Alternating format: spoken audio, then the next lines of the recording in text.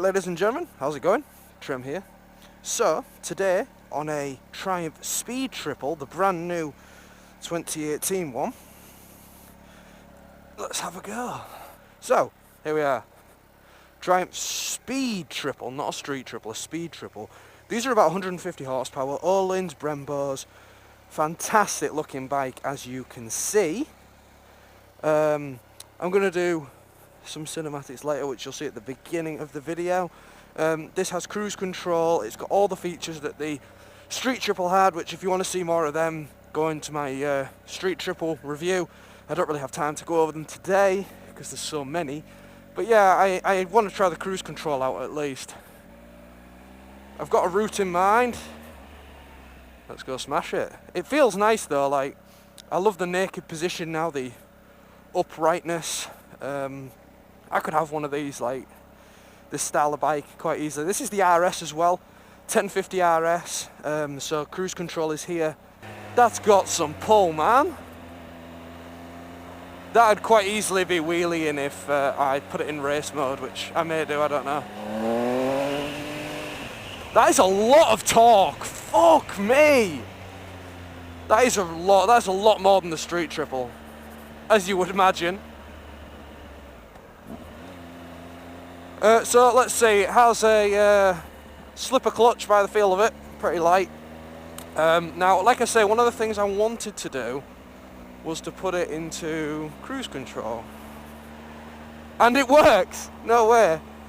I'm just, cruise control, ladies and gentlemen, wow. And then touch the brake or throttle or clutch to disengage it. That is awesome. This will definitely be in the RS, this will definitely have a quick shifter, so I'm going to try that on this next run here. God, what else is to mention? It's a keyless bike. There is no key for this bike. The key is in my pocket. As long as the key, he said to me, as long as the key is in range, it'll start, which I wasn't overly keen about that, if I'm honest, but, you know. I'm pretty sure there's more to it than that.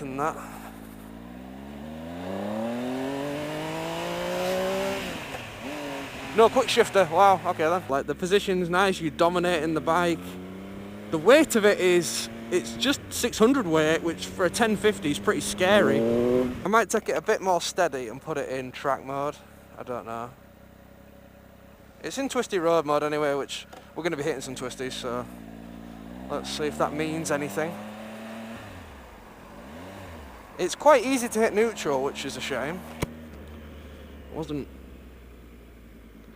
really expecting to hit neutral as many times as I have. The gearbox is a bit stiff. I'm just going to give you guys my honest opinion. I'm not going to kiss up to Triumph or anything. Yeah, the gearbox I think is a bit stiff, but maybe being a new bike, I know that's not really an excuse for a bike that's probably about 11 grand. The figures on that aren't quite accurate, but, you know. This has got arrow cans on it as standard.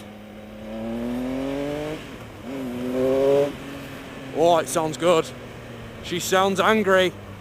I'm digging the cruise control. It's just a shame it has to be 30 mile, well, it's not really a shame, but 30 mile an hour in third gear is not amazing, is it? It's good though. I mean, there's not a lot of, I've never ridden a bike that actually has one. So that's a real advantage, really.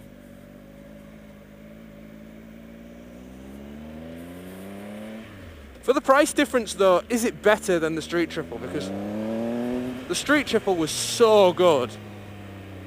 And I mean, this is the big boy version, like. I mean, you can really tell it is.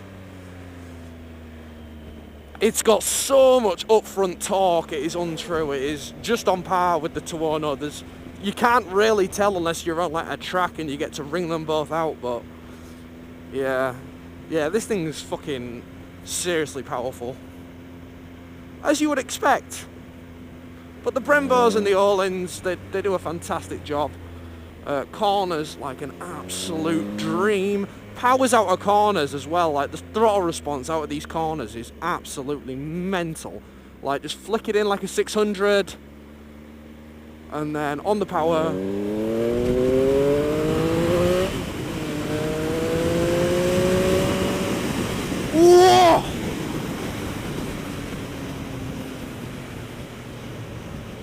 What an animal!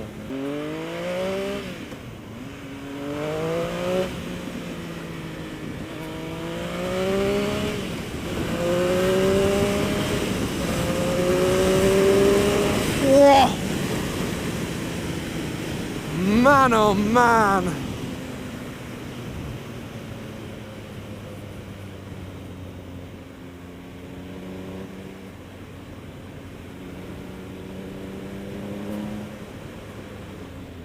Brembos are on point, as I just tested out there. Yeah, it's got so much pull, man, shit. For little roads like this is more pull than one man could ever need, honestly. So the aesthetics of the bike, the looks of it they're pretty nice. You know, it's your usual street triple I's. This has got the Undertale Arrow exhaust with carbon fibre bits here and there, which looks really nice. The tanks, you know, the bike is chunkier. It certainly looks chunkier, it feels it, but it's not heavy.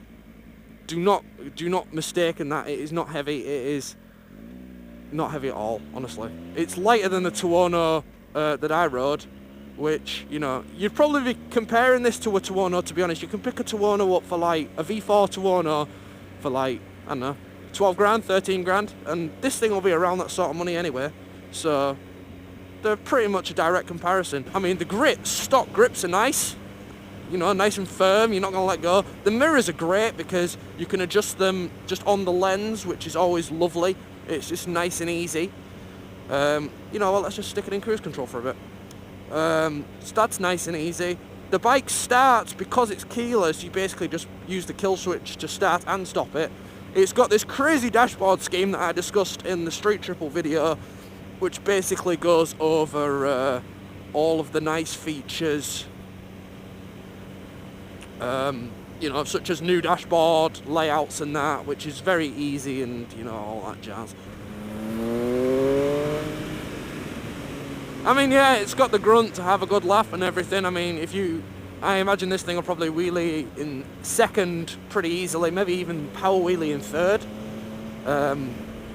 I would not be surprised if that was the case.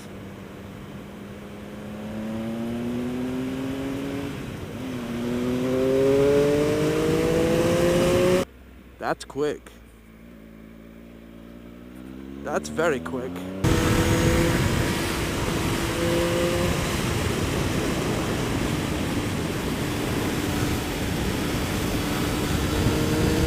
This is a lovely bit of road here. I really want to get a picture, some snapshots here of something, but it's too narrow a road. Someone could fucking, you know what drivers are like. They could go straight into bloody bike. But we may have found the answer. Do I want muddy tyres? Is it worth it? Is it worth it? Yeah, it's worth it! Right, we're gonna have to do this keyless shit again. I fucking hate this keyless stuff. It's wank. Really not a fan, if I'm honest. Really not. So, the bike's been amazing up till now. It's ridiculously powerful. I'm going to take a quick walk round and show you guys all of the features in detail, and then I'm going to do my cinematics. So, we've got, boom, the beautiful Arrow with carbon fibre end can and a carbon fibre heat shield. We've got carbon fibre every fucking where.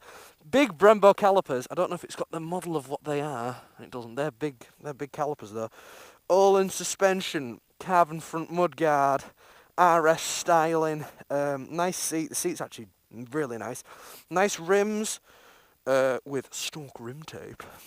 So yeah, it's a weird thing. I don't know how I feel about it yet. I still feel the 765's better. I feel the 765 looks better.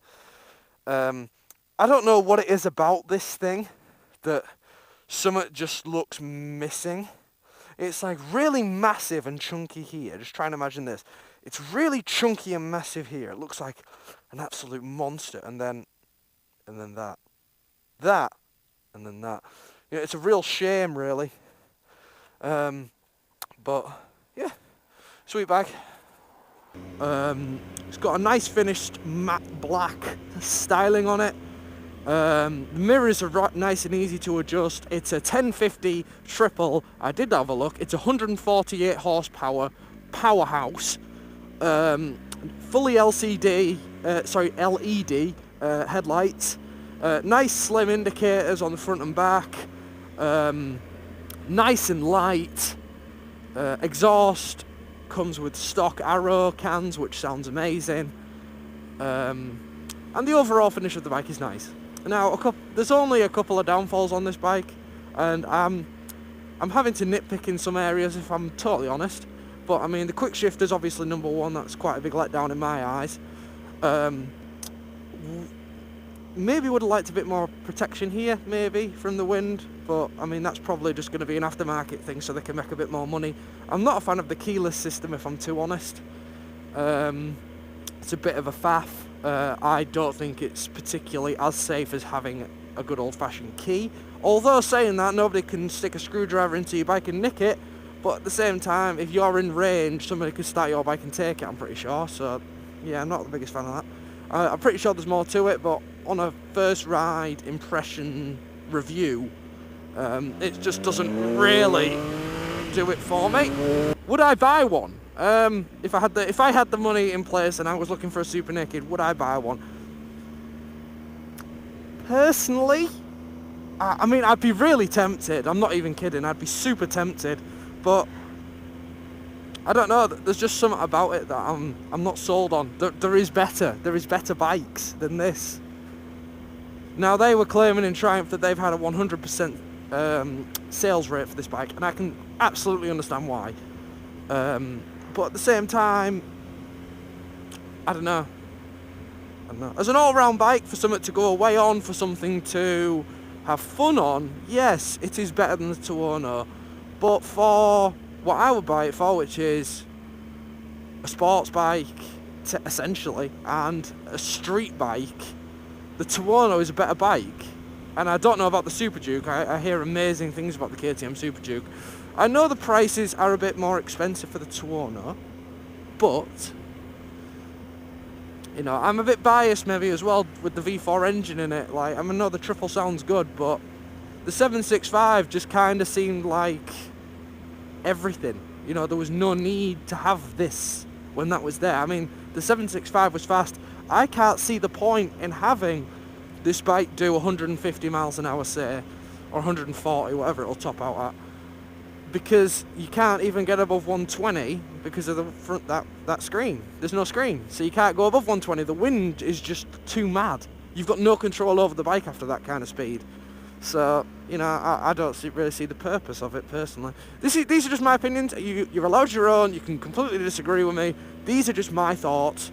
That kind of what I've just explained there about the street triple and the speed triple kind of, you know, it makes sense to me. If you wanted to go quick, why would you buy a naked? Or why would you buy, I don't know, a naked with no protection, if you know what I mean? There's a lot of loopholes that could be added. That pothole was horrendous. Right. So, all in all, it's pretty good. It is pretty good. I do like it. Just a bit. I mean, it works for my friend Tom with his street triple, and I can totally understand why it would. But for me, I'm more of a simplistic guy. I'd quite happily take analog dials over an LCD dash.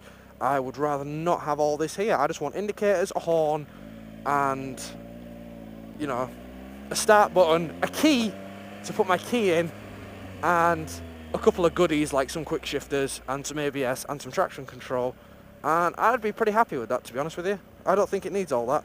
I mean, yeah, the cruise control's cool. I would quite like that as well.